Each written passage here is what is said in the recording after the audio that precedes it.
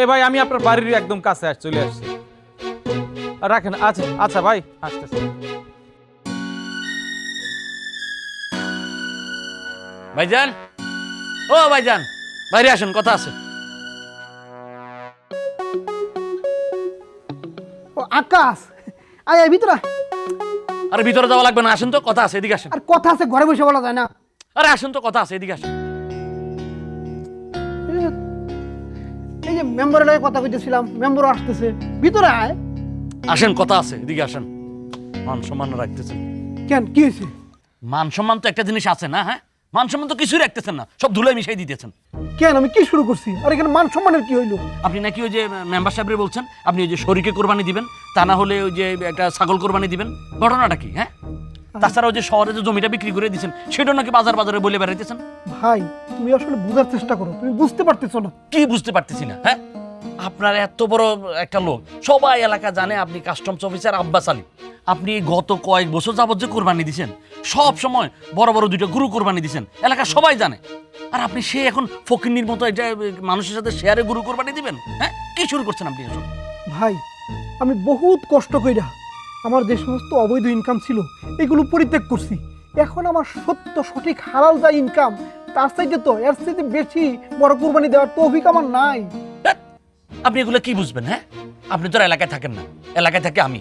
মোকামের টাকা আমার উঠাইতে হয়, এই এলাকার সালিশ বিচার আচার সব আমার করা লাগে। এই যে তাছাড়া মসজিদ মাদ্রাসা স্কুলের এখন বিভিন্ন কমিটিতে আমার ঢুকানোর জন্য সবাই লাইন ধরছে, আর আপনি এসে এখন পাগলামি শুরু করছেন। ভাই ভাই তুই একটু বোঝার চেষ্টা কর, এখন যেটা আছে সেই ইনকাম দিয়ে তো আসলে শরীকানা ছাড়া কোরবানি হয় না। আমি একটা জিনিস বুঝি না, মানুষের মাথা খারাপ হয় ঠিক আছে, কিন্তু সেটা তো আস্তে আস্তে ধীরে ধীরে হয়। একদিনই আপনার মাথা খারাপ হয়ে যাবে। হ্যাঁ, এমন ভাব নিচ্ছেন পুরো একদম দরবেশগিরি শুরু করছেন। হ্যাঁ, দরবেশ হয়েছেন। ভাই এটা দরবেশগিরি না রে ভাই। এটা দরবেশ হয়েছে ভাই। এই যে মেম্বার তুমি আইসা গেছো, দেখো তো ও। আরে কি দেখেন, দেখেন আমার ভাইয়ের কাণ্ড, মানে এমন ভাব নিচ্ছে কোরবানি নিয়ে, মানে একবার দরবেশ সাজে বসে রয়েছে।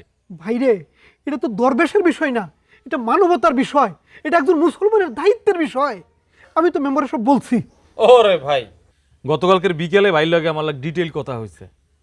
একটা সময় হালাল হারাম দুই হাতে কামাইছে, এখন ভালো মানুষের সাথে মিশা আল্লাহ হেদায়েত দান করছে। সে চাইতেছে পরিচ্ছন্নভাবে তার হালাল টাকা দিয়ে যতটুকু পারে অতটুকু কুরবানি দিতে। সে আর হয়েছে সমস্যা কি? হুডার ডাট ফাট দেখাইয়া তো লাভ নাই আমার করে ভাই। আমার মনে হয় ভাই সৎ পথে আইছে, ভাইকে আল্লাহ কবুল করছে, ভাই সঠিক পথে আসছে।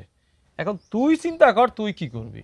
কি কন মেম্বার সাহেব, আমার ভাইজান যদি এত যশ খ্যাতি এত বড় চাকরি সব কিছু বিসর্জন দিয়ে যদি হালাল পথে আসতে পারে, তাহলে আমি কি হয়েছি?